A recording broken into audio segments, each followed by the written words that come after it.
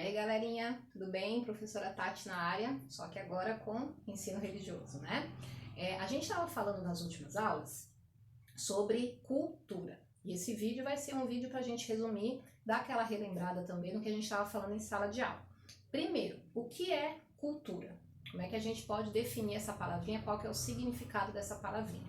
Cultura é uma coisa complicada da gente dar um significado para ela que seja uma coisa simples. Porque a cultura ela acaba abrangendo muita coisa. Se a gente for dar mais assim, usar termos técnicos, né, para ela, a gente diria que cultura é uma espécie de conjunto de manifestações, de aspectos que normalmente a gente acaba referindo a um grupo social. Esse grupo social não necessariamente tem que ser um país, né? Quando a gente fala de cultura, sempre dá a impressão de que a gente está falando sobre a cultura daquele país. A cultura ela pode ser regional. A gente pode dizer, por exemplo, que o Brasil tem algumas características culturais, mas que uma certa região, como a região sul do Brasil, ou como a região nordeste, como a região norte, elas têm algumas peculiaridades, algumas particularidades que fazem a cultura delas ser diferente de outras regiões do Brasil. Então, se a gente for dar um significado para a cultura, seria um conjunto de aspectos que são manifestados através de várias formas, né? A gente pode dar o exemplo, como vocês mesmos deram nas aulas, né?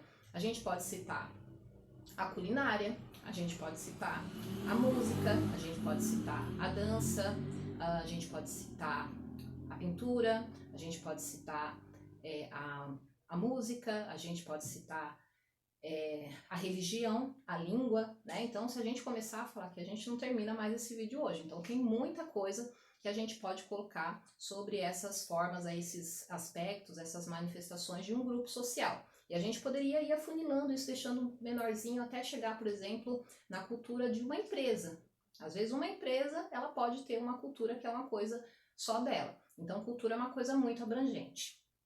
Quando a gente está falando que a cultura, ela depende de todos esses aspectos, é difícil você encontrar lugares que eles vão ter a mesmíssima cultura. Então, a cultura é uma coisa muito diversificada, né? Se a gente, como eu estava dizendo, se a gente viajar pelo próprio Brasil, no meu caso, né, que já morei no Sudeste e agora moro no Sul, quando eu vim para cá, o choque cultural foi muito grande, né? Porque a forma das pessoas falarem, hoje em dia eu já entendo tudo, né? Mas quando eu vim para cá, eu tinha até dificuldade às vezes de entender o que as pessoas estavam falando. Porque a coisa do falar mais rápido, falar mais devagar, as gírias, que às vezes é daquele povo ali, que é daquela região, que em outra região do país que você mora e você não sabe nem o que significa, né? Então, existe muitas diferenças de uma região para outra. Imagina quando a gente sai do país e vai morar em outro país, né? E outra coisa, quando a gente fala também de cultura, é um assunto muito sensível, né? Porque às vezes a gente tem,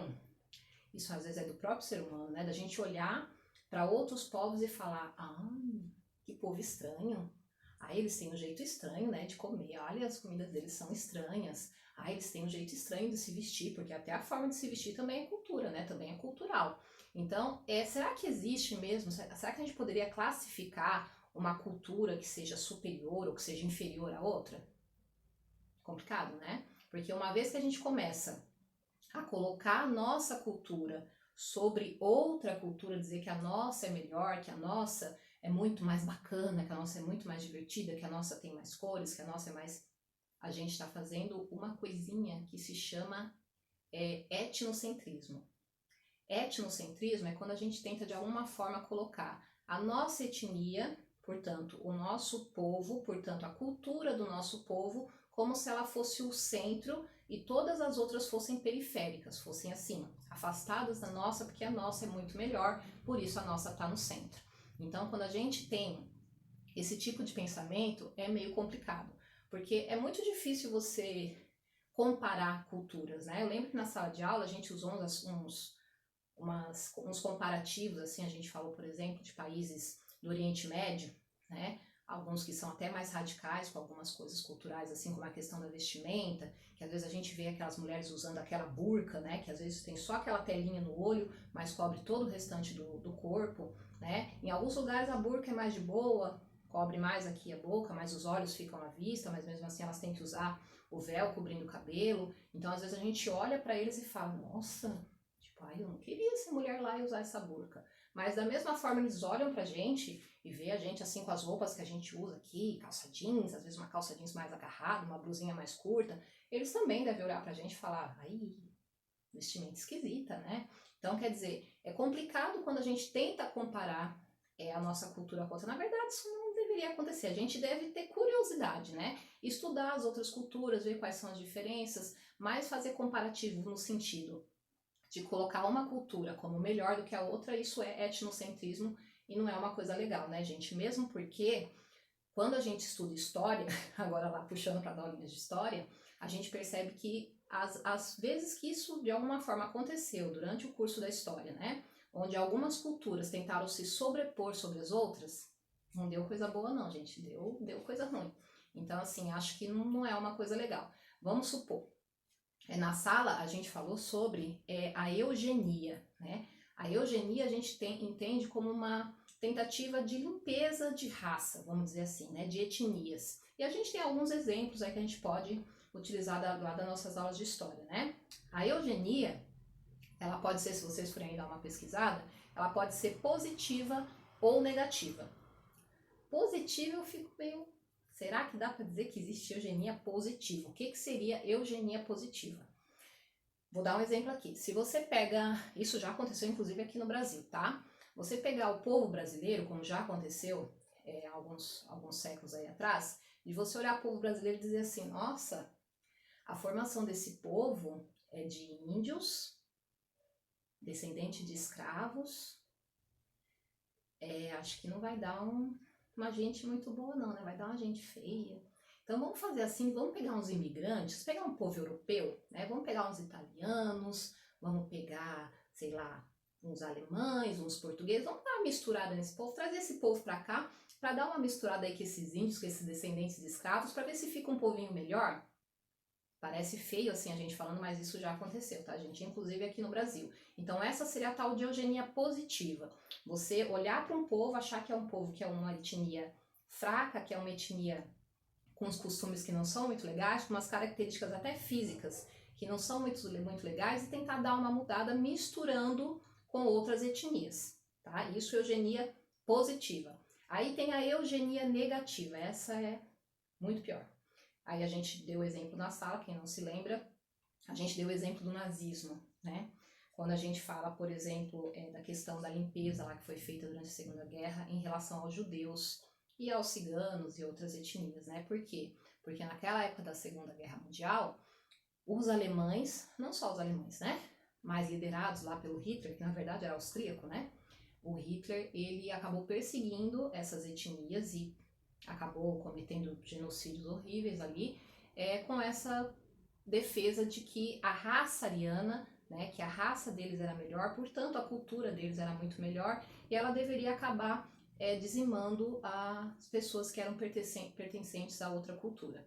Então é uma forma bem triste. A gente pode ver isso também, eu acho que eu também falei isso em sala, não sei se eu falei, eu acho que sim, sobre Esparta, né?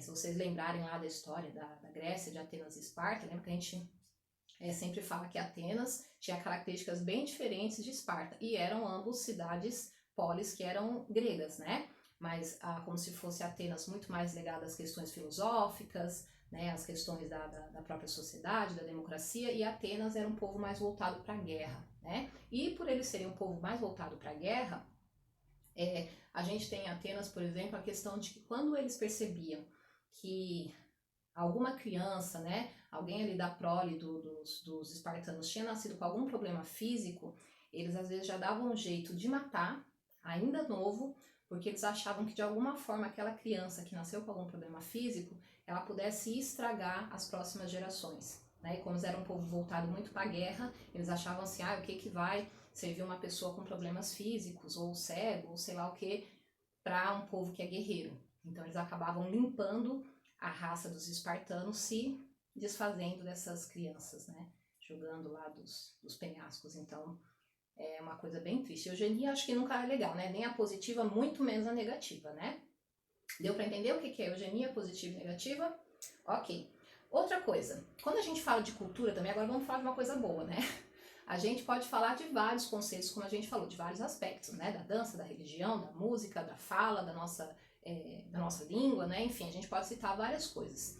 E tem uma outra coisa que a gente estuda quando a gente fala sobre culturas também, que são as tribos urbanas. Não exatamente tribos indígenas, né? Quando a gente está falando dentro desse conceito de cultura, a gente está falando que às vezes a cultura de um mesmo lugar ela pode ter pessoas diferentes convivendo ali com uma cultura própria. Então, às vezes essa cultura ela não necessariamente vai se formar num grupo grande, ela pode ser num pequeno grupo também. Então, essas tribos urbanas, como a gente chama, são pessoas, um grupo de pessoas que vão ter os mesmos aspectos, ou pelo menos muito parecidos. Então, a gente pode citar, por exemplo, assim, hoje em dia até que eu não consigo perceber muito isso na escola, mas quando eu estudava lá no meu ensino fundamental também, isso era muito claro. A gente tinha algumas turmas que eram a tribo dos roqueiros. Então andava todo mundo meio que de preto, com roupa, camisa de banda de rock da época, Guns N' Roses, Metallica, AC/DC, enfim. Aí normalmente os meninos eram cabeludos e alguns meninos pintavam a unha de preto e normalmente eles andavam, tinham um jeito de falar que era muito comum entre eles. A gente falava então que era a tribo dos roqueiros. Tinha uma outra tribo que podia ser, sei lá, a tribo dos skatistas, que também tinha bastante na época.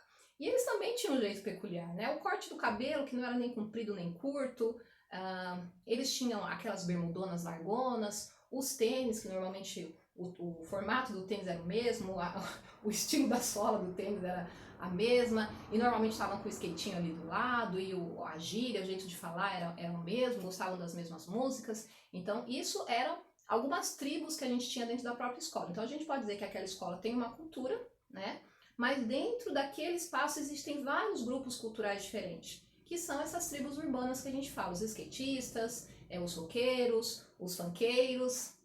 Então a gente consegue, se a gente começar a observar, né, talvez numa escola que use uniforme, como é o caso das escolas municipais, isso não fique tão claro pela roupa, mas a gente vê pelo modo da fala, a gente vê às vezes pelo corte de cabelo, pelas músicas que eles ficam ali, às vezes cantando juntos. Então a gente consegue identificar essas tribos urbanas até mesmo dentro da escola. Numa escola que não usa uniforme, então, gente, aí é muito mais fácil de você verificar, porque daí tem a questão das vestimentas que é muito forte, né? Então essas tribos urbanas, elas também estão dentro aí desse assunto, que seria o que é a cultura, né? Então aqui foi um resumo bem rápido do que a gente falou em sala de aula, e a gente se vê aí nas próximas aulas para falar um pouquinho mais sobre as questões aí que a gente tem em ensino religioso. Tá bom, galera? Beijo, fui, até a próxima. Tchau!